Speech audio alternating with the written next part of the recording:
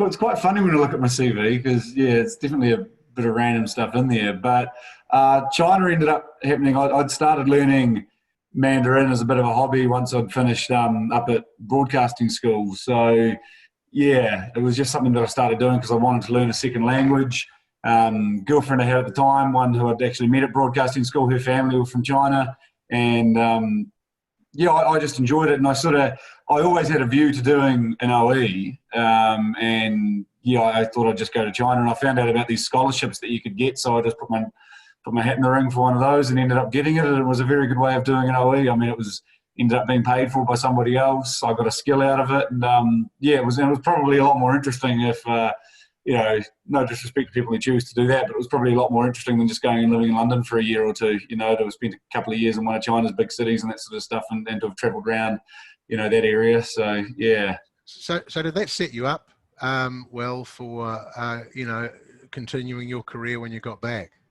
Well, that was sort of a theory, but no, that wasn't how it ended up happening, because I thought I'd come back and sell milk powder or something like that, but or possibly stay over there. But I was back from my sister's wedding one summer just for a couple of months, and of all the things I've done since broadcasting school, this is probably one I may do it again if I had to, but I was working at the freezing works in Hokitika for a couple of months, and I just saw the job that I'm doing now advertised on the back page of the Grey Star, and it looked interesting. They said they wanted someone with a connection to the mining industry on the West Coast, which I sort of had, very loosely through my family, and a bit of media knowledge, which I thought I'll tick both of those boxes. And I think I was just getting a bit bored of clearing blood and guts out of drains, so I just sent an expression of interest to them, and yeah, ended up being a job that I could come back to when I got back from China. So yeah. Tell me about the job. What are you actually doing? So basically, I'm an advocate for the mining industry on the West Coast, and the difference between an advocate and a lobbyist, I think, is charitable status. So let's call me an advocate. But yeah, so I just advocate for the mining industry. So I work for a trust called Minerals West Coast, and they're a largely mining industry member-funded organisation that is essentially there to promote the mining industry. And I just report to the trust in the same way that, say, a principal reports to a board of trustees, and just do their day-to-day work. So that can be anything from research, analysis, doing a bit of media engagement, policy submissions, holding events, training nights for members, all that sort of stuff. So yeah, a lot of it's just organisation and bringing people together, really. So yeah. Because I remember your project here. I think you did a very nice little documentary on penguins on the West Coast, if I remember rightly. Yes, that's right. Yeah. And I always remember you as a fairly environmentally aware kind of guy. Yeah. And it surprised me, to be honest, to find out that you were acting as an advocate for the mining industry. How have you reconciled that in your own mind? Yeah. Does it need reconciling? Well, no, it's funny because, I think there's this one thing, and I think it's something that I would like more people to know as they go into the media.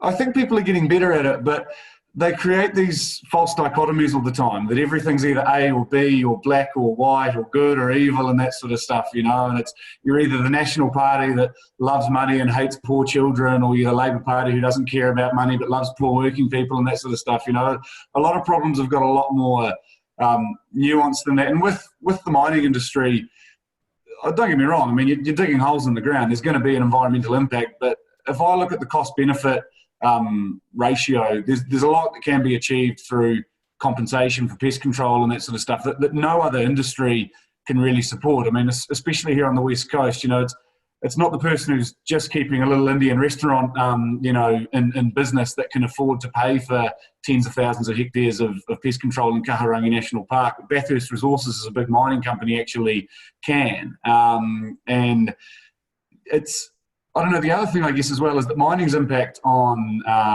the land is actually very concentrated. I mean, it's a very, very small footprint as opposed to most other things that we use land for here in New Zealand, whether it's farming or for cities or, pine plantations or anything like that. Mining's got a very, very, very small footprint. So, yeah, to me, it wasn't a particularly difficult one to reconcile. I mean, one of the ones that I possibly struggle a bit more with would be the climate change side of things. You'd read about polar bears being extinct within 100 years and all that sort of stuff. And again, people just associate coal and climate change as being one and the same. And it's a fossil fuel and it puts emissions into the atmosphere. There's no doubt about that. But so does just about everything else that we do. And it's not as simple as just getting rid of something, without causing massive disruption and poverty and that sort of stuff either, which I don't think would probably be a desirable solution. So yeah, it's I don't know, it's nuanced, but to me it's not difficult. It's not just that they paid me enough that I could afford a psychologist so I can get to sleep at night or anything like that. It's one of my probably favourite things about the job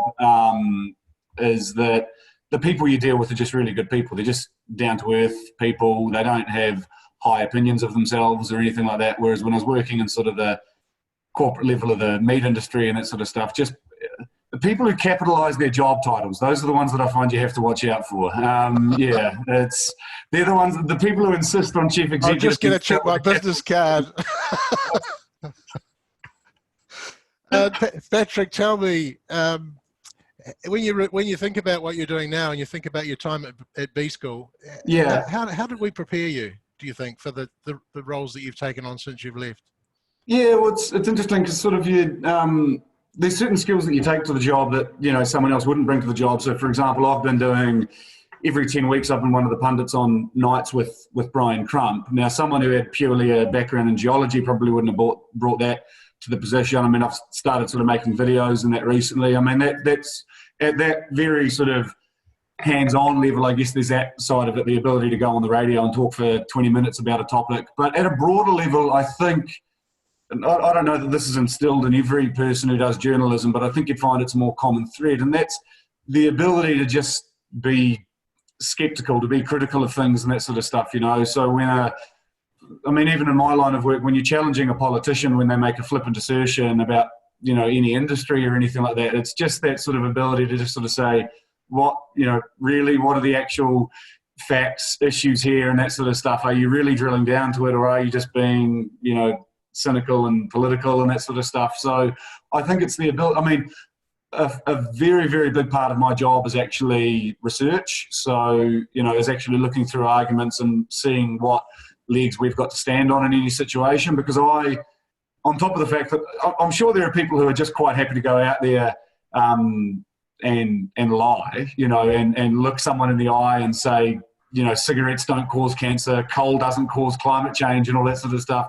On top of the ethical implications of doing that I wouldn't be sort of very happy with, you're actually making a very weak argument that's open to, quite a lot of counter-argument and scrutiny, and it's not a very strong one to be making. So for me, if you want to be making a strong argument, it has to be well-researched and well thought out, and looking at where are you getting your sources from, what credibility have they actually got and that sort of stuff. I wouldn't, for example, go and get a report that's been done by BHP or Rio Tinto to support the mining industry. I'd far rather use government figures, Ministry for the Environment figures, use some comments that the Green Party may have made back against them and all that sort of stuff, and it's certainly, having studied journalism and then working in journalism, I think that certainly has helped with that, because I think one thing that's incumbent on journalists, and I don't know if it's been done more now or less now, I'm not sure, I haven't thought about it enough, but I think when a journalist hears someone saying something, they need to actually scrutinise what that person is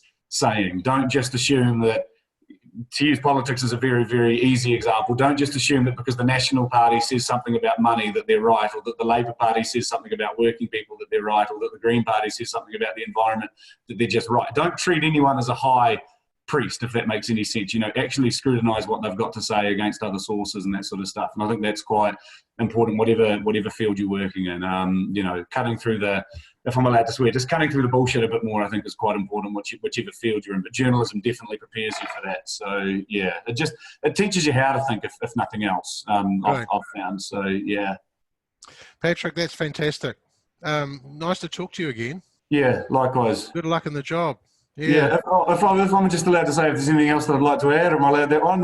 Yeah, absolutely. The only thing that I'd encourage people to do, like I've had a lot of different random jobs and that sort of stuff, but don't doubt your abilities, but two would be just talk to people. Walk across the room, shake someone's hand, have a crack at things and that sort of stuff, because you never know where it's going to go. And don't be afraid of overselling yourself a little bit, because what is it someone said once, don't tell anyone you don't know how to do something, because by the time they figured out you didn't know how to do it, you'll have figured out how to do it. So yeah.